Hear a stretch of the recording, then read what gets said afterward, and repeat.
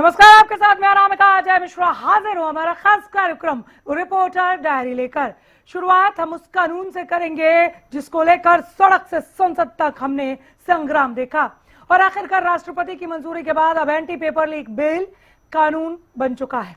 ऐसे में नकल माफियाओं पर घास गिरना तय है, कानून सख्त है। दूसरी खबर कॉमनवेल्थ गेम्स से जुड़ी और हरियाणा का जलवा किस तरह से राष्ट्रमंडल खेलों में बरकरार है ये बताएंगे। खिलाड़ी अपने दम पर मैदान में कैसे डटे हुए हैं ये दिखाएंगे। एक के बाद एक मेडलों की कतार लगा दी है खिलाड़ियों ने। तीसरी खबर पलवल से, जहां कैबिनेट मंत्री विपुल गोयल ने करोड़ों की सौगात दी।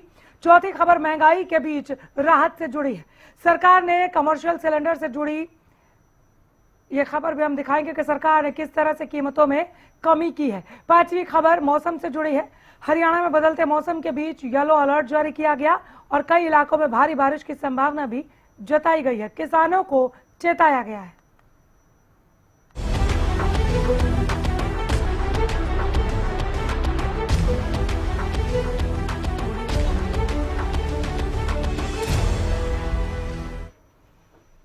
एंटी पेपर लीक बिल अब कानून बन चुका है। इस कानून के तहत भारत में पेपर लीक करने वाले आरोपियों को 10 साल की जेल से लेकर 10 करोड़ तक के जुर्माने की सजा मिल सकती है। साथ ही जांच एजेंसी को 2 महीने की तय समय सीमा के भीतर पेपर लीक के मामलों की जांच करानी होगी।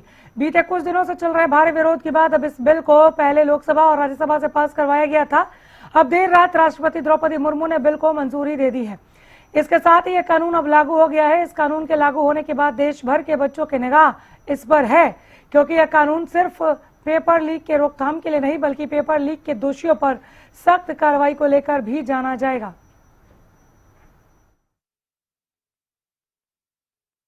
पब्लिक एग्जामिनेशन अमेंडमेंट बिल 2026 को अब राष्ट्रपति से भी हरी झंडी मिल चुकी है। यानी पहले लोकसभा में बिल को पेश किया गया था, जिस पर सार्थक चर्चा हुई, पक्ष विपक्ष दोनों के द्वारा इनपुट दिया गया था, जिसके बाद लोकसभा से बिल को यानी हरी झंडी तो मिल गई थी, जिसके बाद अब राज्यसभा की बारी आती है। राज्यसभा में भी सार्थक चर्चा हुआ, राज्यसभा से हरी झंडी मिली, यानी राज्यसभा से भी बिल को पास कर दिया गया, जिसके बाद अब बारी आती है राष्ट्रपति के हस्ताक्षर की। जिसके बाद आज सुबह राष्ट्रपति द्रौपदी मुर्मू के द्वारा भी हस्ताक्षर कर दिए गए, यानी हरी झंडी दिखा दी गई है। यानी अब धरातल पर जो भी अपडेट्स अमेंडमेंट्स किए गए थे इस बिल में, वो सभी जल्द से जल्द लागू होती हुई नजर आएगी। यानी जो दंड है वो 5 से 10 साल के लिए, वहीं जो जुर्माना है वो 5 से 10 करोड़ तक का होगा। इसके अलावा जो फास्ट ट्रैक कोर्ट का भी गठन किया गया, तमाम चीजें यानी जो जो अमेंडमेंट की गई हैं वो सभी अब जल्द से जल्द धरातल पर नजर आएगी,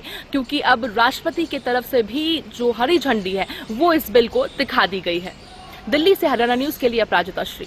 public examination amendment bill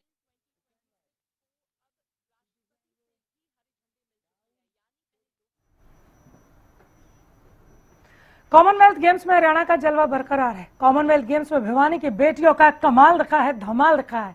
boxing में प्रीति और जैस्मिन लंबोरिया ने गोल्डन पंच लगाया, देश की झोली में गोल्ड मेडल डाले, एक नहीं 2-2।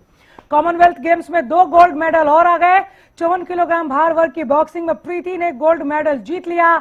जैस्मिन लंबोरिया ने 57 किलोग्राम भार वर्ग में गोल्ड मेडल कब्जाया है। कॉमनवेल्थ गेम्स में ट्रिपल जंप में भारत के 2 और पदक आए, यानी कि 23 का जो आंकड़ा था मेडल का वो 27 तक पहुंच गया है। तो ट्रिपल जंप में भारत के जो 2 और पदक आए वो बता रहे। ट्रिपल जंप में प्रवीण चित्रावेल को मिला सिल्वर मेडल। ट्रिपल जंप में सेल्वा प्रभु तिरुमारन को मिला है ब्रॉन्ज मेडल। मुख्यमंत्री नायब सिंह सैनी ने मेडल विजेताओं को शुभकामनाएं दी। हरियाणा के खिलाड़ियों ने जैवलिन थ्रो में रजत और कांस्य पदक जीता है।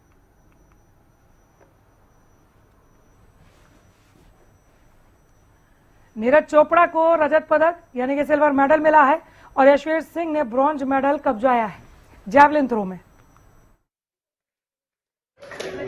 बहुत ही अच्छा लगा कि भाई ऐसा एशियन गेम्स में हुआ था कि किशोर ने और मैंने जीता था। और काफ़ी खुशी है कि यशवीर ने ऐसी जगह पे अपना पर्सनल बेस्ट किया जहाँ पे बहुत ज़्यादा ज़रूरी था, और बहुत अच्छा लग रहा है कि हम पोडियम पे हैं। बिल्कुल हमेशा खुशी रहता है कि नेशनल एंथम बजे, पर ठीक है मैंने भी अपना सीजन बेस्ट किया है और कमबैक ठीक हो रहा है। अभी बाकी कॉम्पिटिशन्स भी हैं, तो काफ़ी खुशी है आज। बहुत खुशी हुई और देश के लिए भी गर्व है। हम तो लोगों ने जो दुआएं दी, जो प्यार दिया, जो उसको शोहरत मिली, उसकी मेहनत को देखते हुए, लोगों को दुआएं देखते हुए अच्छा हुआ। देश की झोली में अपने भारत के 2 मेडल जेवलिन में आए। काफ़ी फ़ोन आते हैं बाहर से, रिश्तेदारों के, प्रेमी जो थे अपने रिश्तेदार और दोस्त, काफ़ी फ़ोन आते हैं, बधाई देते हैं। हम सबका शुक्रिया अदा करते हैं।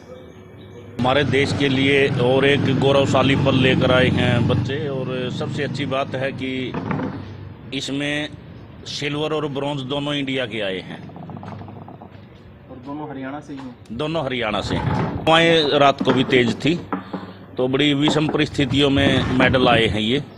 क्वालिफाई मार्क में तो कोई भी क्वालिफाई मार्क को, जो ऑटोमेटिक क्वालिफाई मार्क था, उसको तो कोई छू नहीं पाया था, लेकिन यहाँ पे अच्छी थ्रो देखने को मिली है। अगर मौसम से अनुरूप होता, ठंड भी ज़्यादा थी, हवा भी चल रही थी, तो अगर मौसम थोड़ा और अच्छा होता तो और भी अच्छी थ्रो निकलती।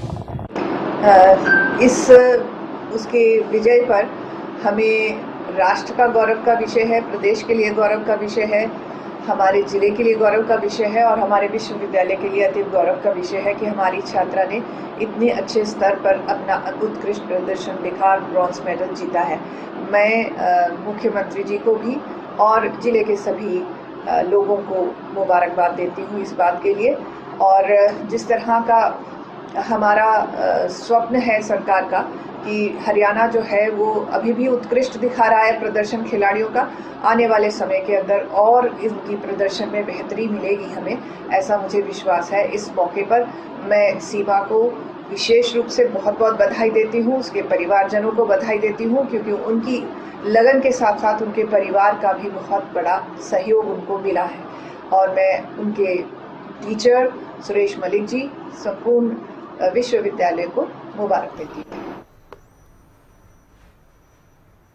और अब खबर पलवल से, जहां कैबिनेट मंत्री विपुल गोयल का दौरा हुआ। होडल को 130 करोड़ के विकास कार्यों की उन्होंने सौगात दी। महाराजा अग्रसेन पार्क, स्टेडियम और बैंक्वेट हॉल बनेंगे। सती सरोवर का सौंदर्यीकरण होगा यहां पर। और विपुल गोयल साहब ने बताया कि हर शहर में तेजी से विकास हो रहा है।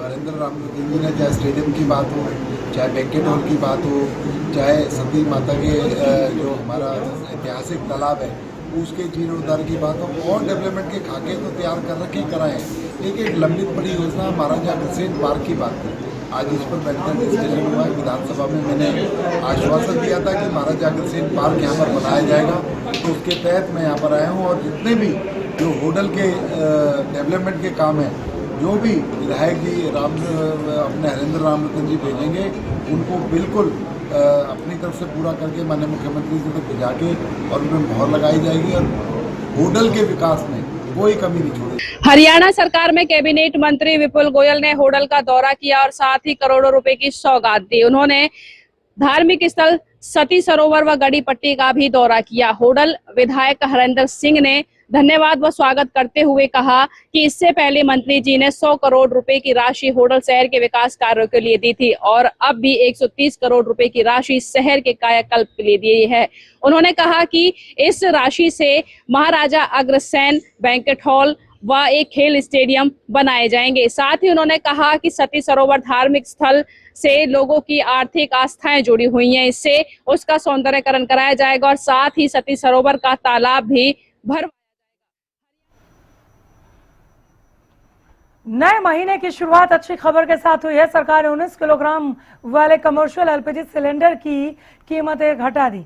लगातार दूसरे महीने कमर्शियल सिलेंडर सस्ता हुआ है, जबकि 14.2 किलोग्राम वाले यानी घरेलू एलपीजी सिलेंडर की कीमतों में कोई बदलाव नहीं है। अगर हो जाता तो रसोई का बजट भी सुधरता, लेकिन ऐसा नहीं हुआ। दिल्ली में 19 किलोग्राम कमर्शियल सिलेंडर की कीमत में 202 रुपए की कटौती की गई। अब ये 2728 रुपए में उपलब्ध होगा, जो पहले 2930 रुपए का था। सिलेंडर के दाम लगातार दूसरी बार घटे हैं, जिस वजह से उपभोक्ताओं को अब राहत मिल सकती है। खास तौर पे अगर बिजनेसमैन की बात करते हैं, यानी रेस्टोरेंट की बात की जाए, ठेले वालों की बात करते हैं, तो खासा जो राहत है उन्हें मिलती हुई नजर आएगी, क्योंकि 202 रुपए, दिल्ली की अगर बात करते हैं तो 202 रुपए आज से जो सिलेंडर के दाम है उसमें घटोतरी हुई है, जिस कारण अब कहीं ना कहीं महंगाई दर उनके लिए कम हुई है। इसके साथ साथ लगातार जैसे जैसे सिलेंडर के दाम बढ़ रहे थे, जिस वजह से महंगाई भी बढ़ रही थी, यानी जो चाय पहले 10 की मिलती थी वो अब 15 की मिलने लग गई थी। अब राहत इससे ही मिलेगी, क्योंकि जब सिलेंडर के दाम घटेंगे तो कहीं ना कहीं इनपुट कम लगेगा, जिस वजह से आम जनता को भी उससे राहत मिलती हुई नजर आएगी। क्योंकि जो थाली पहले 60 रुपए का दे रहा था, वही थाली के दाम 80 रुपए हो गए थे, जिस वजह से स्टूडेंट्स को, वर्कर्स को जो बाहर से खाना हर रोज खाते हैं, उन्हें काफी परेशानियों का सामना करना पड़ रहा था। हालांकि अगर आम जनता की हम बात करते हैं तो उनके द्वारा ये कहा जा रहा है कि दाम तो कम हुए हैं, ठीक है, मगर और भी कम होने की जरूरत है, तब जाकर राहत मिल सकेगी। मगर फिलहाल की अगर बात करते तो लगातार दूसरी बार दाम घटे हैं, वहीं संभव है कि आने वाले दिनों में वापस से जो दाम है सिलेंडर के घट सकते हैं। दिल्ली से हरियाणा न्यूज के लिए अपराजिता श्री। सिलेंडर फरीदाबाद में सावन के पवित्र महीने में शुरू हुई कांवड़ यात्रा को देखते हुए पुलिस प्रशासन अलर्ट मोड पर है। ऐसे में शहर के अलग अलग इलाकों में 25 पुलिस नाके लगाए गए, जिन पर व्यवस्था बनाने के लिए 2000 से ज्यादा पुलिसकर्मियों की तैनाती की गई है। साथ ही सभी थानों की टीम अपने अपने इलाकों में तैनात रहेंगी। कांवड़ यात्रा की सुरक्षा को देखते हुए क्राइम ब्रांच की टीम भी मुस्तैद की गई है। पुलिस ने कांवड़ियों से भी अपील की है कि यात्रा के दौरान कांवड़िए किसी तरह का उपद्रव न करें।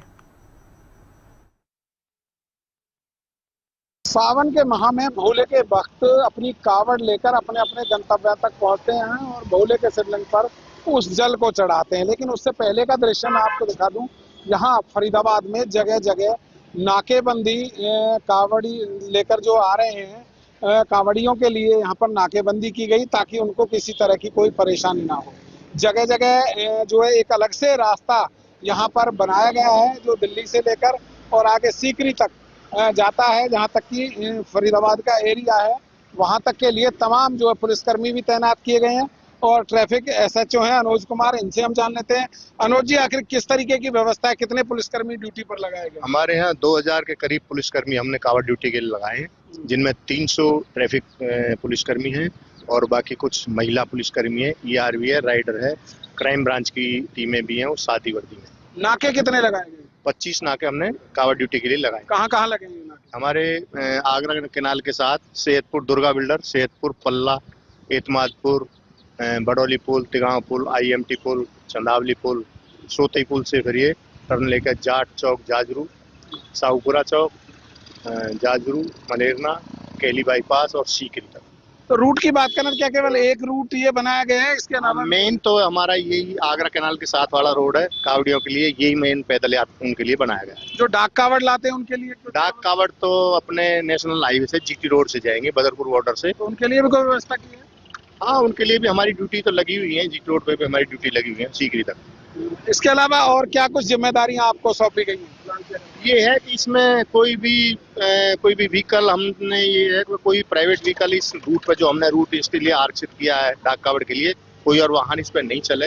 बाकी अभी थोड़े थोड़े कावड़िया आ रहे हैं, 2-2, 4-4, तो बाकी ये व्यवस्था है कि कोई भी इनको टच ना कर दे, कोई भी खंडित ना कर जाए, कोई भी गाड़ी इनको टच ना करे। इसको लेकर आप लोगों से क्या अपील करना चाहेंगे? लोगों से ये अपील करना चाहेंगे कि ये जो कावड़ का जो रूट है, इस रूट पे जो है 11 अगस्त तक, जब तक शिवरात्रि है, जब तक इस पे चलने से बचें, इस पे जो है इसको यूज ना करें।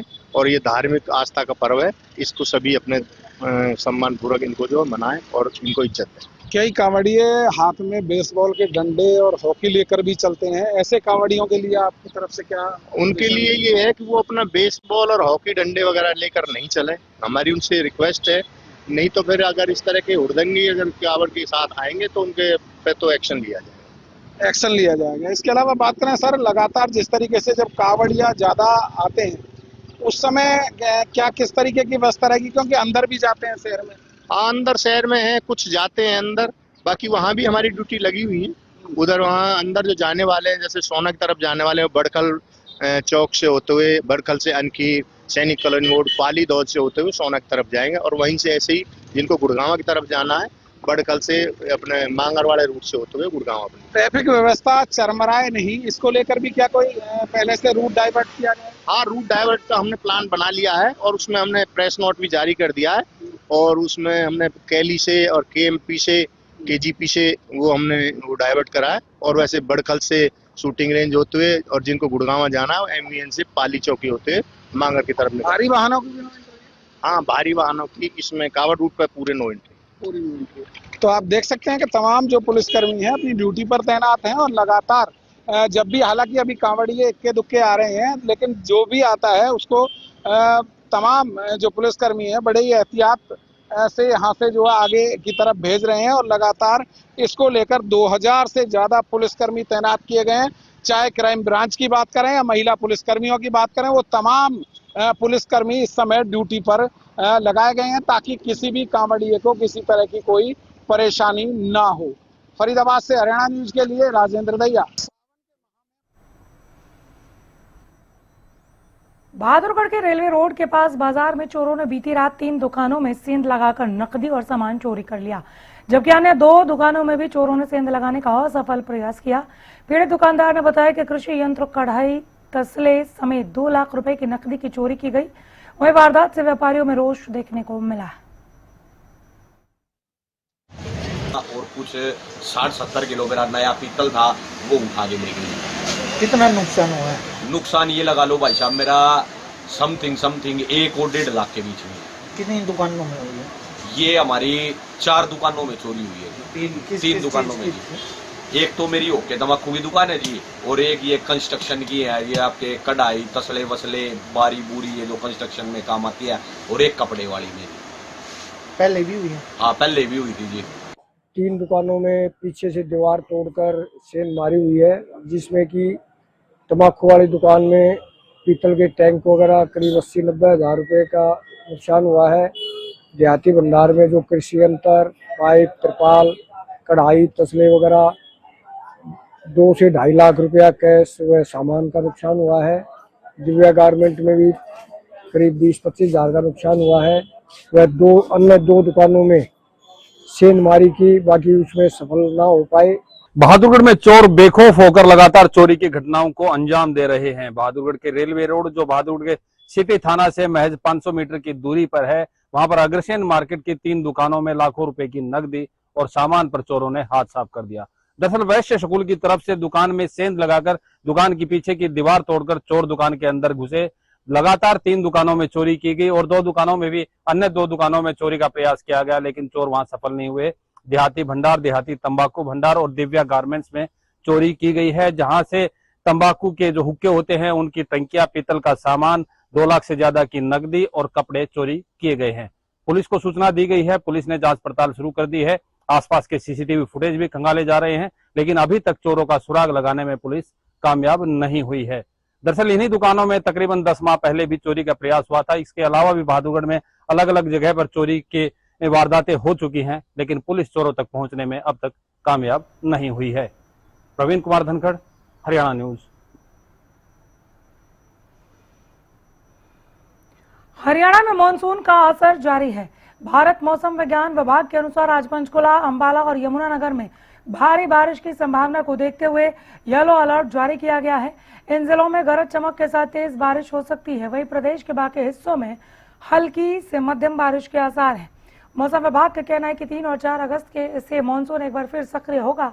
दूसरी ओर पश्चिमी हरियाणा में कम बारिश से फसलों पर असर पड़ने की आशंका भी जताई गई है, जिससे किसान बेहद परेशान हैं।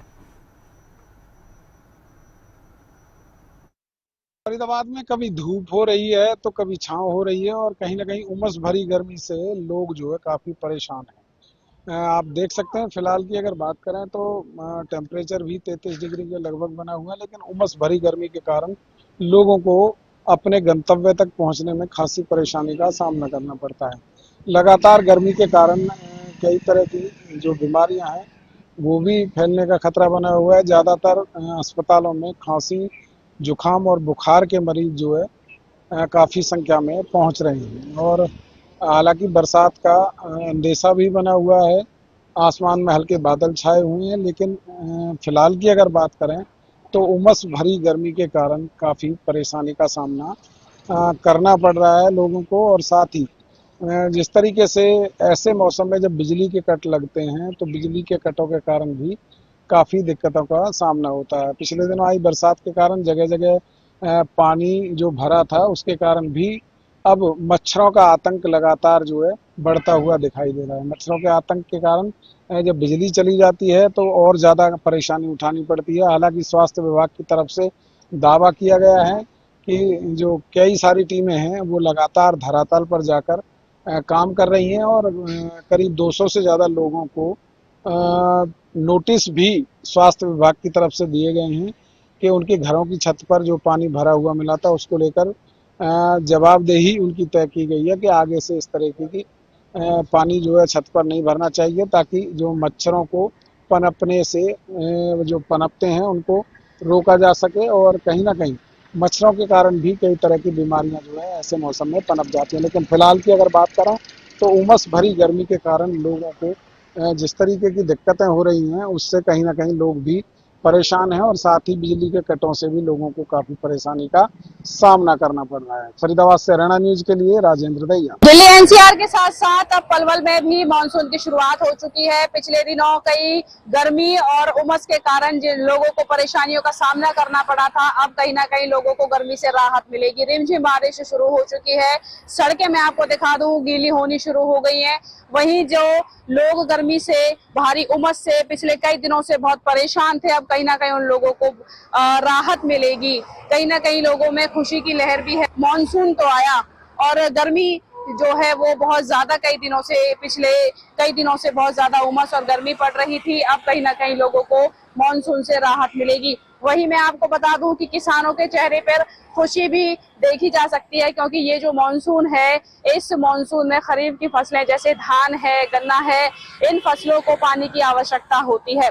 साथ ही बारिश से भरपूर पानी उन्हें मिलता है तो फसल अच्छी होने की संभावना हो जाती है, जिससे किसानों में खुशी की लहर होती है। आपको बता दूं कि जैसे जैसे मानसून शुरू होता है, पलवल के अंदर जल निकासी की समस्या भी सामने आती है, जहां दोपहिया वाहनों को भारी समस्या का भी सामना करना पड़ता है, जिसको लेकर प्रशासन, पलवल प्रशासन काफी मुस्तैदी के साथ लगा हुआ है, काम कर रहा है।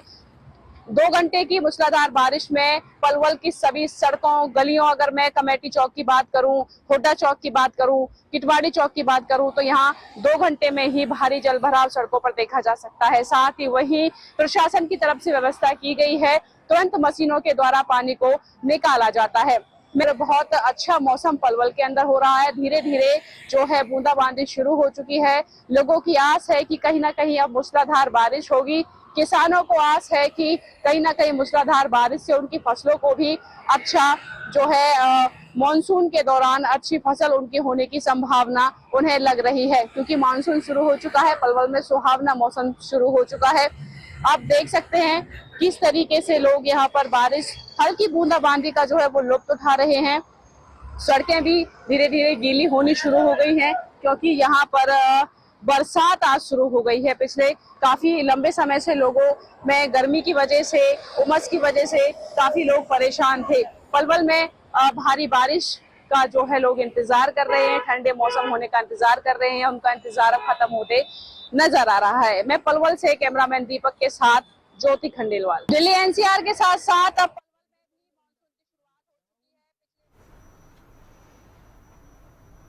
रिपोर्टर डायरी में यहीं रुकेंगे। नमस्कार।